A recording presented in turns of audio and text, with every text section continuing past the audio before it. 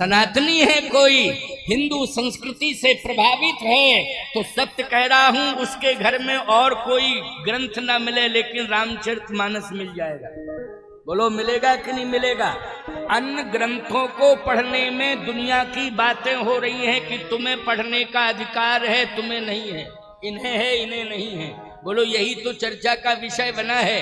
लेकिन मैं सत्य कहता हूं, रामचरितमानस को पढ़ने का सबको अधिकार है, घर घर में रखने का अधिकार है। और रामचरितमानस को कोई भी कभी भी किसी भी समय पढ़ सकता है, बिना मुहूर्त के पढ़ सकता है। बोलो भाई, है छूट के नहीं है? छूट है 101%। कोई कहीं किसी प्रकार की टिप्पणी नहीं है, कोई गुंजाइश नहीं है टिप्पणी करने की। इसलिए रामचरितमानस जो है ऐसी गंगा है जो घर घर में है। किसी के भी घर में रामायण हो, प्रशंसा होने लगेगी। बोलो अरे भाई बहुत अच्छी बात है, इस घर के बच्चे तो रामायण पढ़ते हैं। लेकिन भागवत रखी हो, गीता रखी हो, विष्णु पुराण और अन्य पुराण रखे हो, तो लोग कहेंगे अरे गलत है भाई, तुम्हें पढ़ने का अधिकार नहीं है, तुम कैसे रखे हो? बोलो भाई। लेकिन रामायण अगर घर में रखी है, सही बताओ जल्दी बोलो, हम आपसे पूछना चाहते हैं। कोई माई का लाल टिप्पणी कर सकता है क्या? कोई ये कह सकता है कि तुम्हें पढ़ने का अधिकार नहीं है? क्यों? ये रामचरितमानस ऐसा दिव्य ग्रंथ है कि सबके घर में गंगा बन करके ज्ञान का प्रकाश भी करता है और भक्ति को भी देता है और मुक्ति का द्वार भी खोल देता है। ये रामचरितमानस की विशेषता है। इसलिए रामचरितमानस जो है भगवान शिव के हृदय में है, उनको विश्वनाथ कहा गया है। ऐसा विश्व का मालिक अगर पूरे विश्व को ज्ञान दे रहा है तो किस ग्रंथ के द्वारा दे रहा है? जल्दी बोलो। रामचरितमानस ग्रंथ के द्वारा दे रहा है। इसलिए ऐसे ग्रंथ की कथा आप सुन रहे हैं। अब तीसरा प्रमाण महात्म का और सुन लो, क्योंकि आज पहले दिन की कथा में 8 बज गए हैं। कितने बज गए हैं? 8 बज गए हैं। और थोड़ी देर और रहो, फिर 8:30 बजे तक जो है आरती करा देंगे आज, ठीक है ना? तीसरा प्रमाण, एक और प्रमाण देके बस फिर आरती कराएंगे। कल से बढ़िया नियमानुसार जैसा कि क्रम चला आ रहा है और प्रचार पत्रों में समय जो दिया गया है उस समय के अनुसार ही कथा प्रारंभ हो जाएगी। और विश्राम भी समय से, क्योंकि काफी गांव के लोग आएंगे। वो आएंगे तो बरसात का मौसम है, वो जाएंगे भी। जाएंगे तो प्रकाश होना चाहिए कि नहीं? प्रकाश।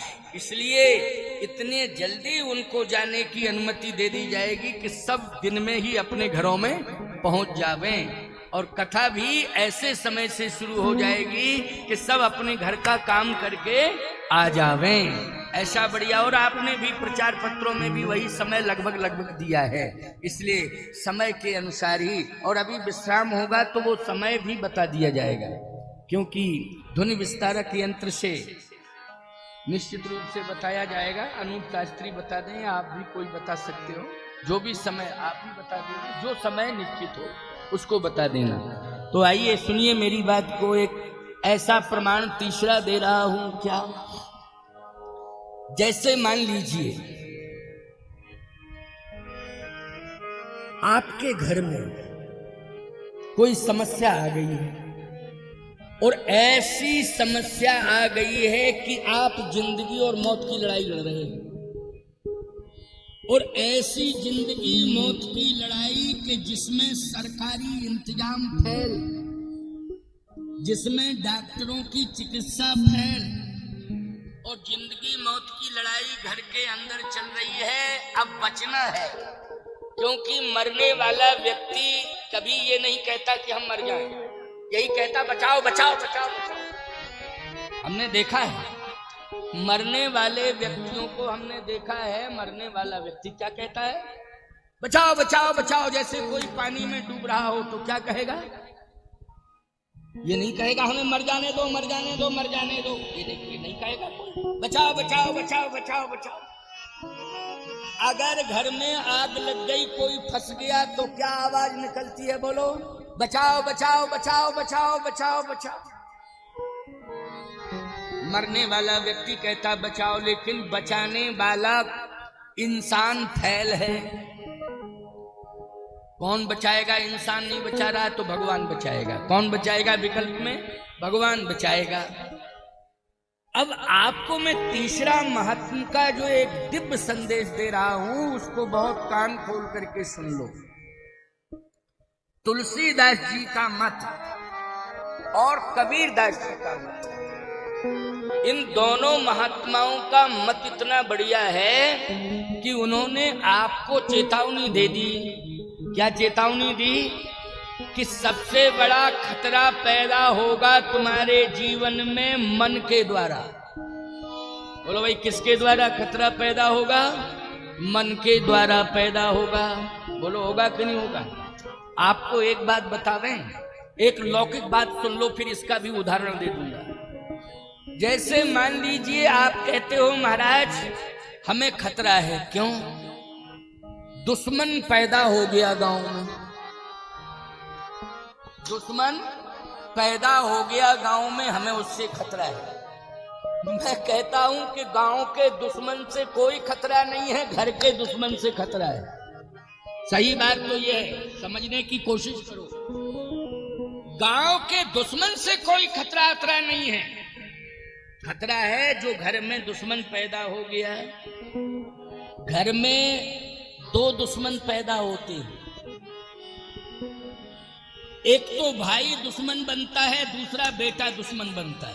क्यों गलत कह रहा हूं? दो दुश्मन पैदा होते हैं घर में, एक तो भाई की दुश्मनी होती है और दूसरा बाप और बेटे की दुश्मनी होती है। अब बताओ ये दोनों से कितना प्रगाढ़ संबंध होता है, भाई भाई का और बाप बेटे का। लेकिन आज बोलो समस्या है कि नहीं?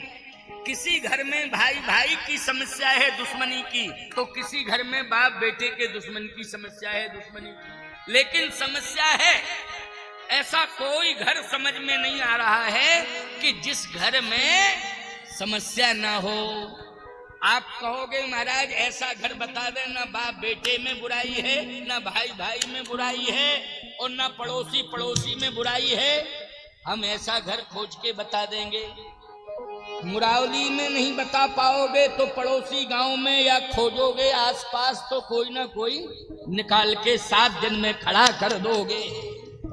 देखो महाराज आप चैलेंज दे रहे थे और हमने मेहनत की, प्रयास किया, तो देखो आपके सामने ये खड़ा कर दिया। कोई दुश्मन नहीं है, उसका मन उसका दुश्मन हो। कौन है? उसका जो मन है ना, वो उसका दुश्मन है, शत्रु है। आप कहोगे महाराज ये कैसे कहोगे कि मन दुश्मन है? अगर ये मन हमारा निर्मल हो जाए तो भगवान हमको घर में ही मिल जावे। बोलो मिल जावे कि नहीं? लेकिन भगवान हमें सब मिल गया, लेकिन भगवान नहीं मिल रहा है, तो ये मन हमारा गंदा है, ये हमारा दुश्मन है, ये हमें भगवान से मिलने नहीं दे रहा है। अब दिमाग खुल गए आपके कि महाराज ठीक कह रहे हो, ठीक कह रहे हो, क्योंकि मैं नहीं कह रहा हूं, रामचरितमानस का महात्मा कह रहा है।